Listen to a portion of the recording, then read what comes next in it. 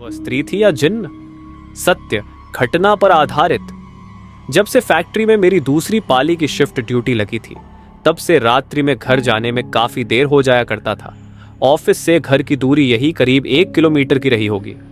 जब तक बहुत जरूरी ना हो, रात में घर आने जाने के क्रम में रास्ते में पड़ने वाली सुनसान और संकरी गलियां, जिनसे होते हुए घर जल्दी पहुंच तो सकता था, पर उन्हें पकड़ना मैं पसंद न करता था, क्योंकि एक तो वहां घात लगाकर बैठे चोर उचक्कों का खतरा रहता, तो दूसरी तरफ कुत्ते बहुत भौंकते थे उधर, जिनसे मुझे बड़ा डर लगता। इसलिए हमेशा पक्की सड़क वाली मुख्य मार्ग से ही घर लौटा करता। उस रात हवा बहुत तेज चल रही थी, मानो जोरों की बारिश होने वाली हो। रात के 12 बजे आने को आए हैं, बच्चे भी सो गए होंगे, पत्नी निर्मला भी मेरे बिना खाना नहीं खाती, राह देखती होगी। यही सब सोचते और टिफिन बॉक्स हाथ में लटकाए मैं तेज कदमों से घर की तरफ निकल पड़ा। कुछ दूर चलने के बाद आज उस संकरी और कच्ची गली की राह ले लिया, ताकि जल्दी से घर पहुंच सकूं। इतनी रात और ऊपर से ये सुनसान और संकरी गली।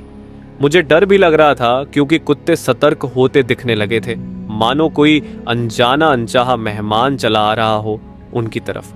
वैसे मानव हो या ये कुत्ते, बिन बुलाए मेहमान किसी को पसंद नहीं आते। अपने इलाके में रात में आने जाने वाले हर एक इंसान को पहचानते हैं ये जानवर। किसी तरह मैं डर डर के आगे बढ़ता रहा। चोरों का ख्याल मन में आते ही शादी में मिली वो कलाई घड़ी खोलकर जेब में डाल ली।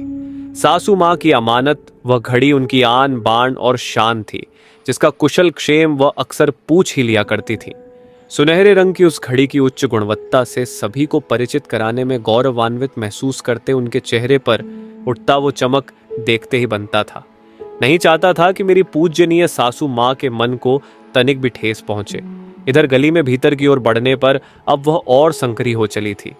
2 से 3 आदमी एक साथ आ जाए तो आगे पीछे होकर चलना पड़ता।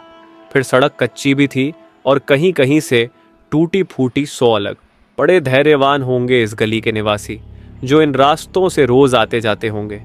मैं महसूस कर रहा था कि 2 चीजें इस वक्त तेजी से चल रही हैं। एक तो मेरे दिमाग में बिना सिर पैर की बातें, और दूजे गली में बढ़ते मेरे कदम। थोड़ा चलने के बाद एक मोड़ आया, जहां एक मस्जिद पड़ता था। मस्जिद के ऊपर लगे बड़े भोपू वाले लाउड स्पीकर के अलावा उस अंधियारे में और कुछ भी बड़े ही मुश्किल से दिख पा रहा था। पर मैं महसूस कर पा रहा था कि अब बड़ी भीनी सी खुशबू फैली थी वहां।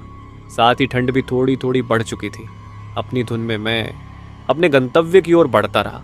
थोड़ा ही आगे बढ़ा था कि पीछे से किसी के कदमों की आहट सुनाई देने लगी। अभी तक कोई तो न था मेरे आसपास। अचानक किधर से आ गया? कौन है ये? कोई कुत्ता, कोई चोर, या फिर मेरा भ्रम?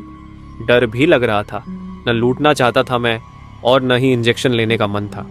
इसी संशय में मेरे कदम और तेज होने लगे, पर कदमों की वो आहट अभी भी मेरा पीछा कर रही थी।